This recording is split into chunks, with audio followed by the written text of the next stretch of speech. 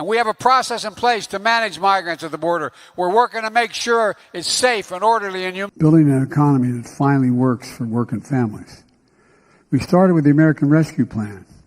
That's taken us from economic crisis to economic resurgence. Yesterday, you repeatedly blamed the Trump administration for what we're seeing at the southern border, but the record crossings have been happening under President Biden. One migrant we interviewed yesterday thanks the president for keeping the border open.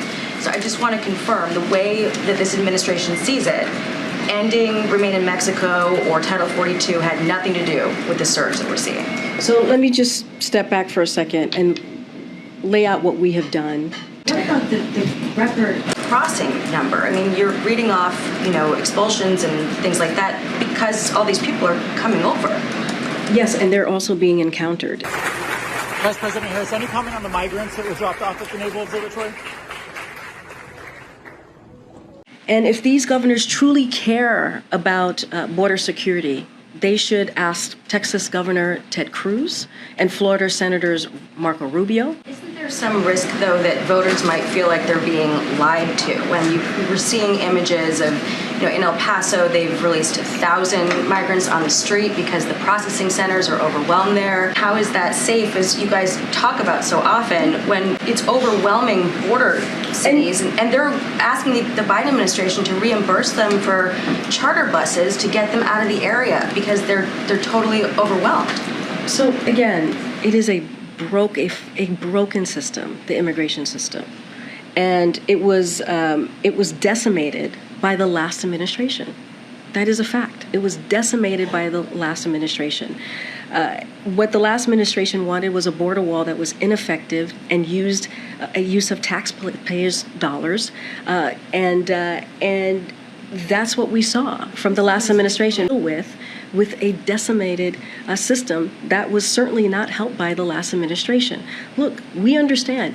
I'm not saying that there's not more work to do. We are saying there's more work to do. We are saying that the system is broken.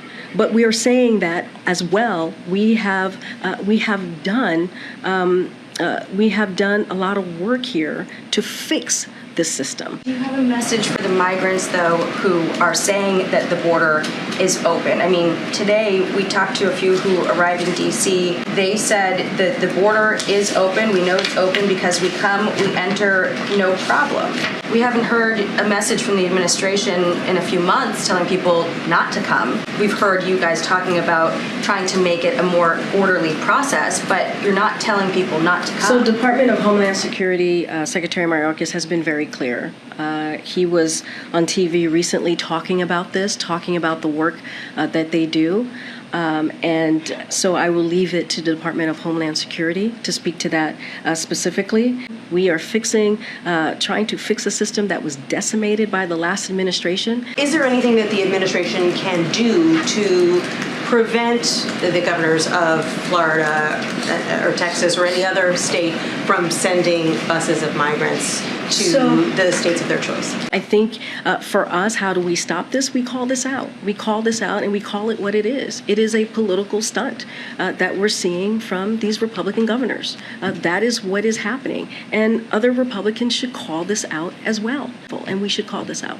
So you can highlight it, but there really aren't any political levers to prevent it at this time? Again, it's a political stunt that Republican governors are using. And the question is, will Republicans call out their colleagues for playing political? So our administration has invested $370 billion in what we can do to address the climate crisis. A lot of that $370 billion relies on credits, rebates, at a time where a lot of families might not have a lot of disposable income to make that initial investment right now with inflation, the most recent number at 8.3%. How is the family supposed to work around that if they don't have that initial money? Well, we think about the costs of things in totality, right? Yesterday, we had a great celebration at the White House for the passage and the president signing earlier the Inflation Reduction Act. ABC has a team right now in El Paso where local officials say there's 1,300 migrants arriving every day. We're seeing that people are sleeping on the streets because there are no beds left for people when they arrive. There's not enough buses to take them to other cities that might have capacity for them. Is that acceptable? And is there something the administration can be doing right now in a place like El Paso? So I'll tell you exactly what the Department of Homeland Security has been doing. They've been surging resources to the region and working to quickly decompress the area.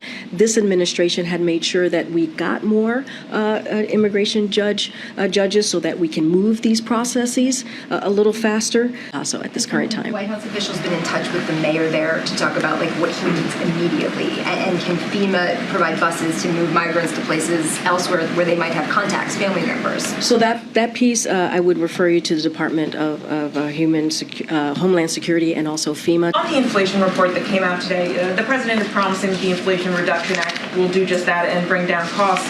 But this bill does not address food or housing, prices of which we are seeing going up. So what is your message to Americans who are seeing these rising costs? And are you confident that you're doing enough to finally bring these down? So look, the president has said for some time now, when it comes to his number one economic priority is to deal with inflation, is to make sure that we are lowering costs for Americans, for the American people, for American families, Americans who have to come around the table, once a month in particular to figure out how are they going to pay those bills. Again, this is why the event that we're having in less than 45 minutes to celebrate and talk about, you'll hear from the president about the Inflation Reduction Act, is so critical. That is why Democrats and this president did the hard work to get that done, is to lower costs on. Look, but we understand that there is more work to do, and that is something that we are very, very focused on as well. The more work that we have to do to get this more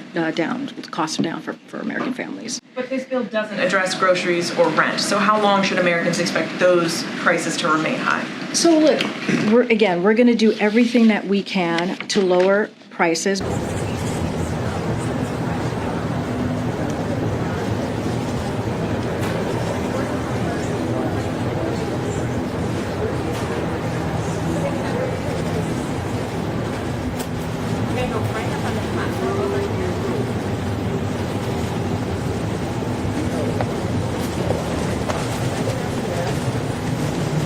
On your job at the White House, because I've been trying to ask this question, there seems to be some confusion about what your role is, what type of question should we ask you. Sometimes you act like the second press secretary. Can you explain exactly what your job is at the White House? I'm asking this because almost everywhere I go, I have black people telling me that the reason you're at the White House is to undermine the first female black secretary. So can you clarify that?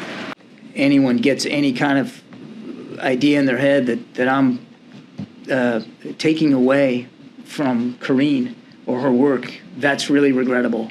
With her good graces, I'm able to come up here every now and then to talk to you about simply national security issues. That's my portfolio. That's where I'm limited. That's where I'll stay, and I do it at her invitation and with her approval to come up here. So that's the focus. I'm happy to answer national security questions, and that's about it. Thanks, John. We're going to do one last question just to get us back on track. Attorney in Boston claiming to represent some of the migrants on a voluntary basis, saying that DHS has assigned some of these migrants fake addresses, and that's complicated their cases and their ability to get hearings. Do you know if that's accurate? And can you say that? You said DHS, and say that, and then can you continue from there? The DHS has assigned some of these migrants fake addresses, and that's complicated their cases and their ability to get hearings and so forth.